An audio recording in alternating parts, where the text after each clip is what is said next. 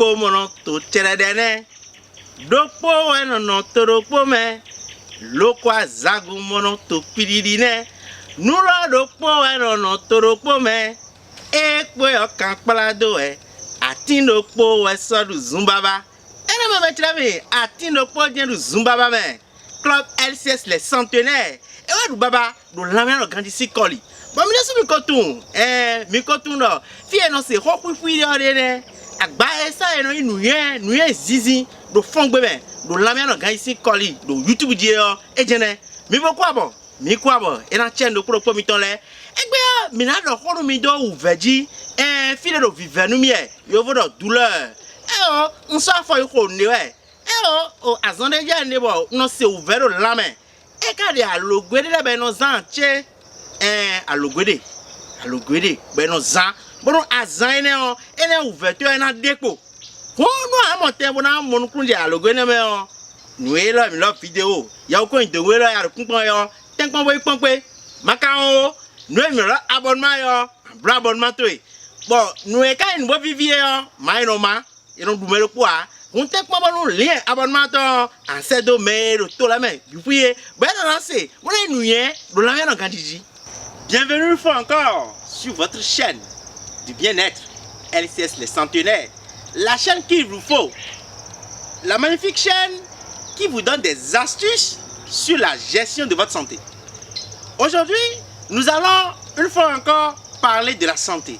Nous allons parler de 5 astuces pour vaincre la douleur. Oui, la douleur, qu'elle soit aiguë, qu'elle soit chronique, nous allons tout à l'heure vous donner 5 astuces que vous allez utiliser. Et ces astuces vont vous permettre de vaincre la douleur. N'oubliez pas de vous abonner car c'est très important pour ne pas rater les prochaines vidéos. Et comme vous le savez, le bonheur est complet lorsqu'il est partagé. Alors partagez les liens de la vidéo pour que chacun des habitants sur Terre puisse profiter de cette merveilleuse chaîne qui est LCS les centenaires.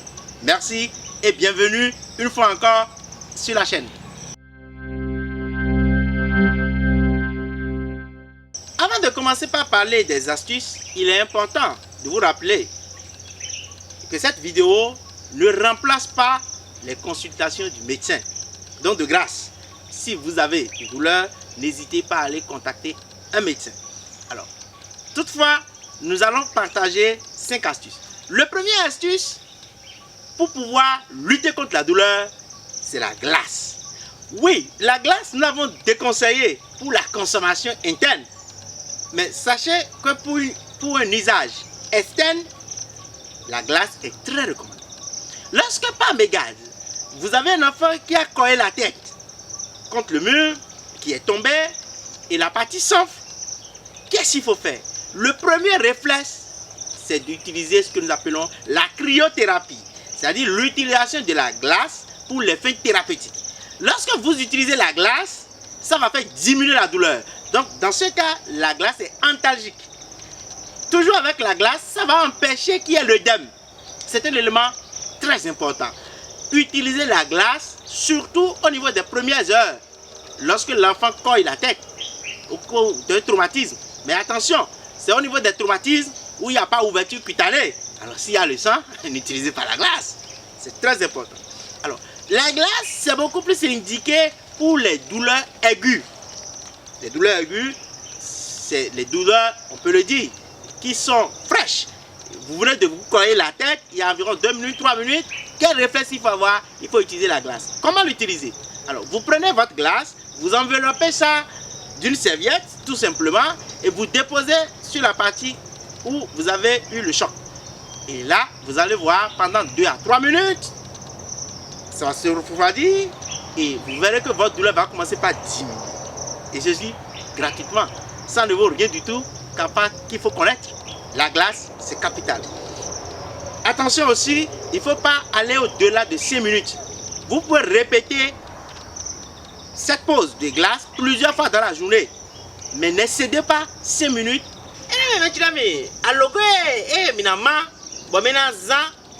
Vous verrez même idée. Et au fil de 20 minutes, et au fil de 10 et à la glace. Nous oh, si fi pas nous. Oh, glace nous mi gbe nous mi lo kan di lo fi.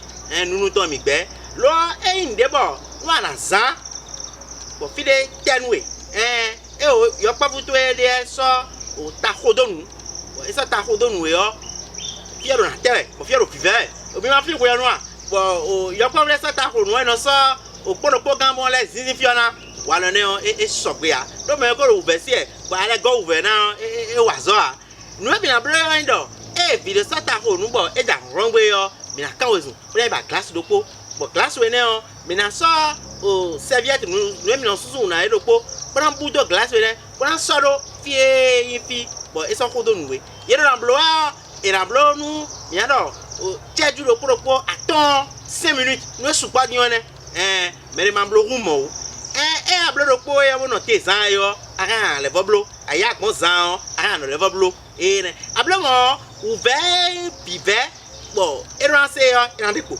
le ran tegmo yo e so le te a bo e mo e ba dagbenu mi ne me ga tun do me e so ta konu bo fi oze bo e to gun itoto pe nu wa problem de do fi yo nu di mo e akoro pupo ejin asa itoto pe a o mi do mo a aru uve de me wa mo yo mi lo alogele zan bo uve o e ba gboko ahun ya o pe itoto pe lo mi ma do fi erun asa era aragbenu hunu gangan tan ele ala glace ne me bo ma o bo do fi mi tan le o iso ta korun mi te pon poza nu we ga bo yin alogo e bo mi na zan bo uve mi tan de po yo e wa yin sin zozo mi mo ro me ko mi tan le o ye ko yan ni po won me yan nu yin lo e tun do sin zozo e no alagbenu agbaza o sin zozo ne o ani wa lo dudu we ani lo dudu we o eyan bo ablo sin zozo ne anu le ale o ina alagbenu agbaza o o onu mi ro onu e no kon sin zozo de me lo buyo to we atepo mo nu ne bo blo sin zozo de me bo ze o susu serviette bo so budo bo so do fiero vivenu e be no mo nu 10 minutes mo cheju do pro wo mo amoro fie fi bro vivenu e ti wada vive e mo sin zozo e no ti wada trala vive ko vive koko anlion do nu akare tin so ye gbe so kore a nu e do mo nu e tekmo bo ba sin zozo me no le sin zozo ma frin no o fi no mi tan le yo no le sin zozo a o me ko mi tan le ko tu we ne e no ko zo e no ko hon zo nu pi e kra ko zozo nu e nu zozo bo yo lo chale yo me ko mi tan le yo ye ko tun gboro zan lo wa lo me me de bo e o ko ri ro vive we o fi ro vive bo o be tin so ko ya o tekmo bo je zokoji. Le deuxième astuce pour vaincre la douleur, c'est la chaleur. Oui, la chaleur de l'eau chaude, par exemple.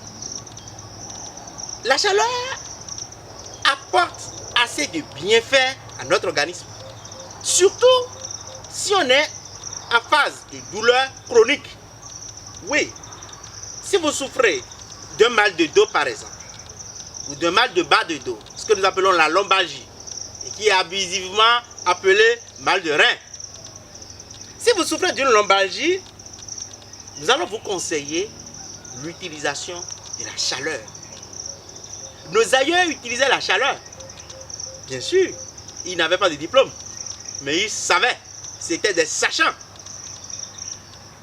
Devant une contracture, devant un muscle contracturé, l'utilisation de la chaleur va permettre de détendre le muscle.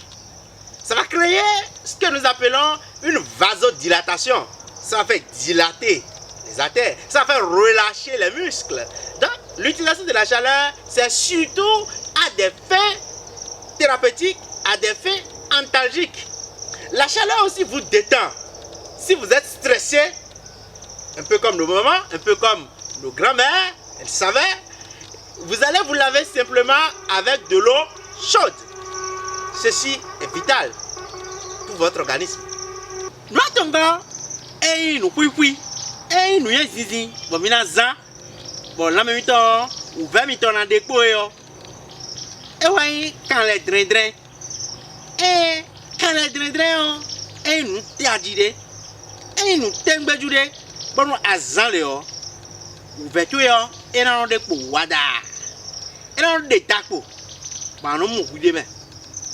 E o alini o do nwa kawe alini ti o no ve ususu alors avant ba avant alors ususu dokpo bon alamro negbeji wona so afoto eji bon ususu we ne o asan wona mote wona don fo wa atogoto eji alors gwe la mi die o mais klo we maton ben kinésithérapeute rééducateur le yo ay ko ito ya khla ya lu gwe ne pano blo étirement ne le alors étirement ne le blo era vivra bazato e no ke maudo bero la mele yo ye wa so apo de lenu o ye no baba ya gbon chodo e kra ya gbon ne o nu ya blo nu ye be vivi nu ye yo e wa yin adre e wa mi ro étirement dre ne o e atike nu nu ya lo e kan wa dagbenu agbaza o wene o mi tekpon bozan. Le troisième astuce pour vaincre votre douleur,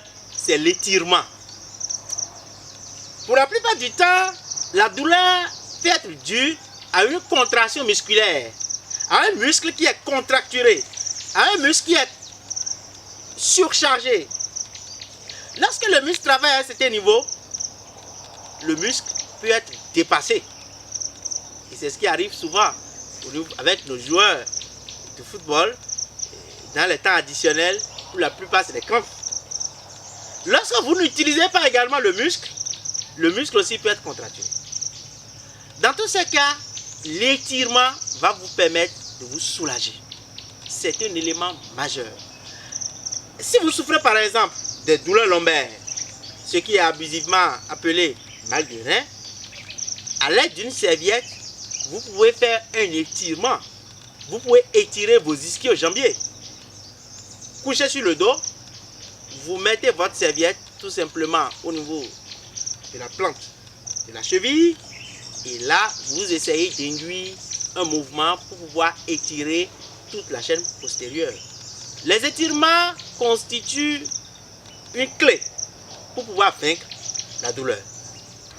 Alogwe eningo et alogwe titengbe mina zan bon 20 minutes na depo yo.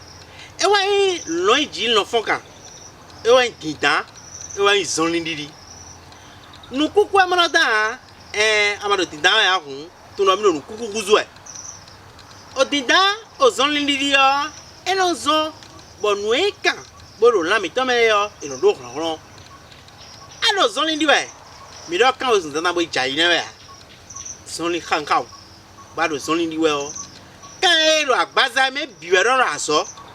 Alors, on dit well, fie no linduwe yo, eno waso. Alors, on dit well, fie no takame yo, lo waso awe. O ekalo, zoni yo, nu dewo akwe kwa, be kai nu tato. O me, bo o koli wa no ra hewe. Bo lo zoni di adion, koli no wiya lo pale yo. Alo ali no ve, alo pale yo. Le klaro, o kai ro agbaza me yo, iro davo e. Mais à forte non ouya yo claro kan kan boro asanu kunji bom lo quadriceps yo kan ne vodane e ka vodane akran blogon e re atikende bo anu bo kan ne le e mo ron no me le renforcement musculaire yo o activité physique o jamblo e ka indo nje so no je gbedin yo ka je so no wa mi na o vo e mo a aran ku aran isuru et va te toyo minoro patient et claro alors patience ouais mo et va minoro patient na do suru bo zonlion abe bo je zonlin diji adi zonlin nu ko ropo ko ewe ko ya ton ko ya ize ko tenwe bo se gba ropo me ano tepo ko non du zonlion azon ene azon ton mo ko se gba ropo me mi kan flame o lo ji lo foka no blo mo no la ido ahanu e ko do mi dia me o alo no blo do po o se gba do po me no ahan yo e sogbe a lo ji lo foka le mi no clone me boyo mo e mi no lo ji no foka mo ai do po kon ado dan dinda ne me o me afọ wiyan bo afọ no wiyan yo e lo dinda bo be so ni onugbo o kan bom da sanu kunji bom le quadriceps yo ina do ron kan ne do ron amoro afoto esra mu yan dia ga ni ro dudu yo gegeton kan boro atogwo me boro atogwo ti nukunji fune bo mi lo abdominal yo no kan ni le foda o ewe alion e no jeruji kan ni le o le akran blogbon bo iran do won mi lo yi o sport boro mouvement o biza de mi do bon a disons le pom e do kwere ji a banjo e mais son ile o e son kan kan wa di wo jeje asi di son nu teju kan le e ko bi o teju gban me kan le ba di son kan kan a jeje adone blo o kan ni le o ina je hormonji mo ko le so amoro u ve mi ton nwe mi no mo ra gbaza me wa lin vive si koli o e di de koji e so bezen no atike dandan ya e na je di de koji do ta o te ka be abe sonrin bo sonrin le o adinu sun adinu kwe ablomo ina adagbonu gazatu bo u ve me de o amoro kwe we di kwe aton di ejawe o u ve ne o asman se dia. Le quatrième astuce déterminant, efficace, surtout à long terme, pour faire diminuer ou même faire disparaître votre douleur, c'est l'activité physique. La marche, par exemple. Vous imaginez, la marche fait travailler 48 muscles au niveau du corps humain. En marchant, vous êtes en train de mobiliser pratiquement tout le corps. La marche fait travailler les aires d'équilibre, même au niveau du cerveau. Les aires de coordination au niveau du cerveau. L'activité physique, surtout dans le temps, est un moyen efficace pour pouvoir lutter contre les douleurs chroniques. Prenons le cas de la lombalgie. Quelqu'un qui souffre des douleurs lombaires. Pour la plupart du temps, c'est dû à une faiblesse, à un relâchement des muscles de la sangle abdominale. Lorsque vous avez des abdominaux faibles, c'est souvent associé aux paravertébraux, c'est-à-dire les muscles du dos, contracturés.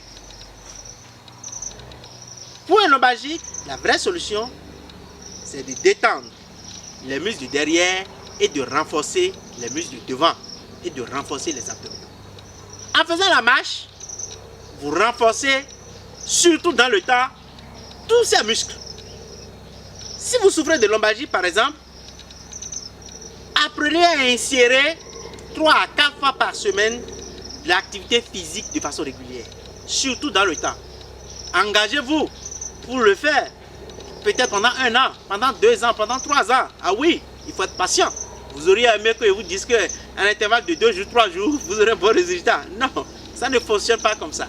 Ce qui n'est pas fait avec le temps ne peut pas durer dans le temps. Ce n'est que de la logique.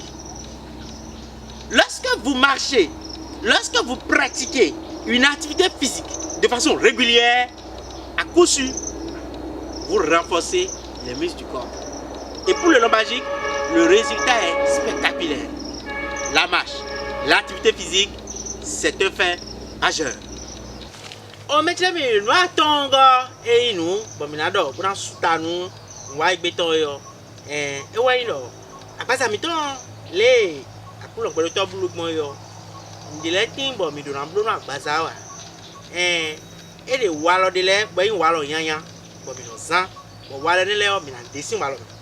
On a le verset, à l'humain verre, et au collier verre, et au pourquoi non verre. Nous en bleu, bon, vous venez et en déconné, tant oui, et oui, wallo nyanya, ben non, bon, à bazaar, et mon nom, Gandia, et non, deux ouvert à bazaar, en dessin wallo. Et nous, à l'oué, tongo. Maintenant, le rôle nous clé, tout wallo de l'edge. O kokwa no verwe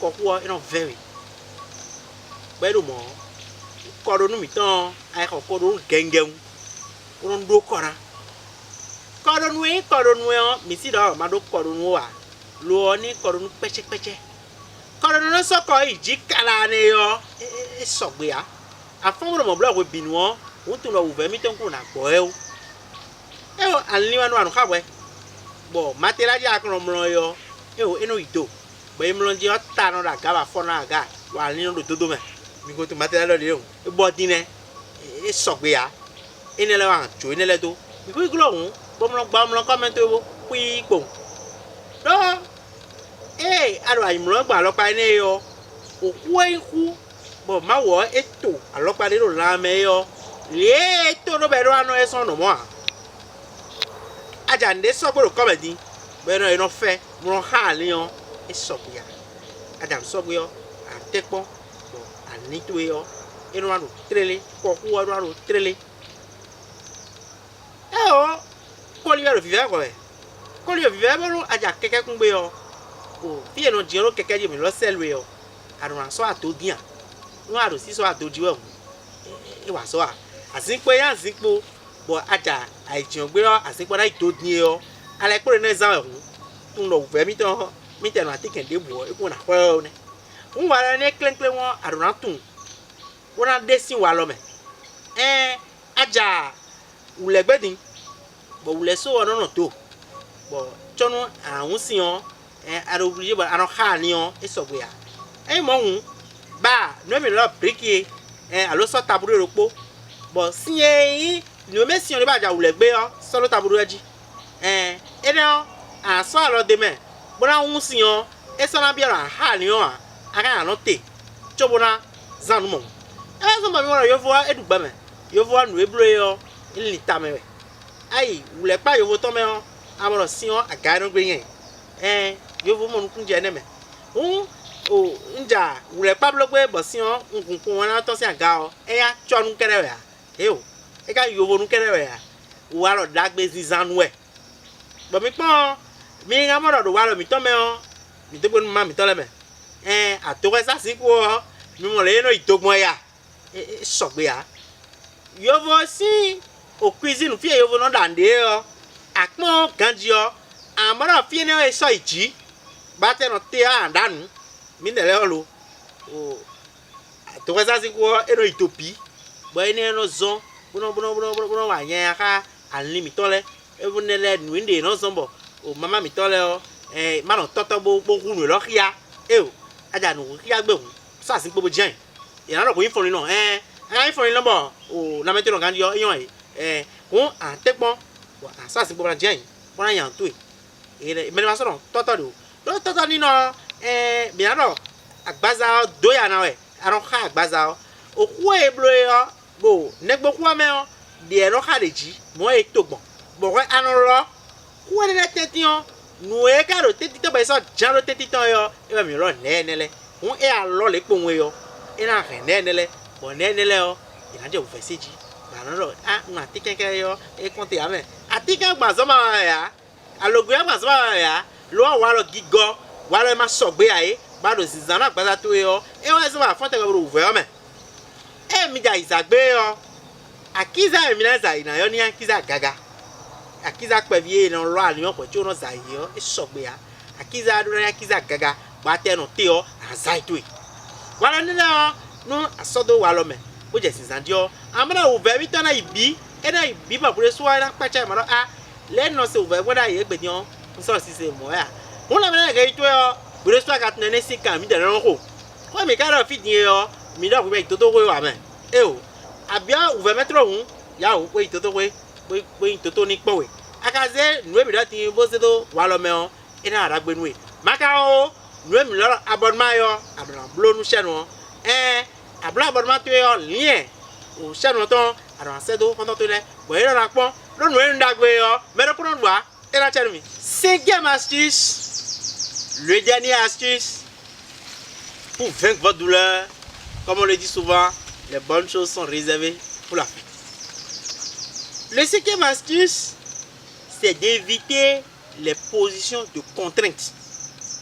C'est d'éviter les positions de contrainte. Alors, je vais vous donner des exemples terre à terre. Si vous avez un problème de gonalgie ou de gonarthrose, il faut que vous appreniez à éviter de vous asseoir sur les sièges trop bas. Même si vous voulez faire le vélo du chanvre, il est conseillé de ne pas mettre la selle du vélo à un niveau très bas. Parce que lorsque vous essayez de vous asseoir sur un siège qui est trop bas, pour se lever, ça vous serait difficile. Si vous souffrez par exemple de douleurs lombaires, de problèmes lombalgiques, ce qui est abusivement appelé maux de rein, c'est un abus de langage, vous devez apprendre à éviter de porter de hauts talons, surtout les talons aiguillés. Nos mamans, nos soeurs savent de quoi je parle. Évitez de porter les talons trop hauts, car ceci constitue une position de contrainte pour l'organisme. Si vous souffrez par exemple de douleurs au niveau du cou, cervicalgie ou carrément de cervicarthrose, vous devez éviter d'avoir de gros oreillers au niveau de votre lit, surtout au niveau du cou. C'est très important. Le fait d'avoir un gros oreiller au niveau du cou, c'est comme si vous dormez en ayant le cou pendu. C'est une position de contrainte qu'il faut éviter. Si vous souffrez de douleurs lombaires, vous devez faire très attention à votre matelas. Les matelas trop mous, vous connaissez ces matelas.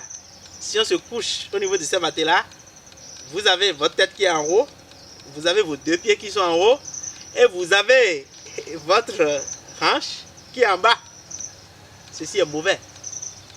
Vous devez apprendre à vous coucher sur un plan stable, ou du moins un matelas semi-dur. Les positions de contrainte vous exposent à la douleur. Quoi qu'en soit le médicament que vous utilisez, quoi qu'en soient les astuces que vous utilisez, vous devez savoir que compte tenu de la morphologie du corps, quand je prends par exemple le hachis, les os sont étagés. Ce qui fait qu'à chaque fois que vous courbez le dos, vous aurez mal au dos. C'est une logique. Il faut simplement savoir qu'il faut éviter de se courber. Même si vous devez prendre un objet qui est tombé par terre, vous devez apprendre à garder le dos droit. Si vous êtes au niveau de votre divan, vous devez apprendre à bien vous asseoir, à bien vous redresser. Car ceci va vous permettre de respecter l'alignement, la courbure physiologique au niveau de votre organisme.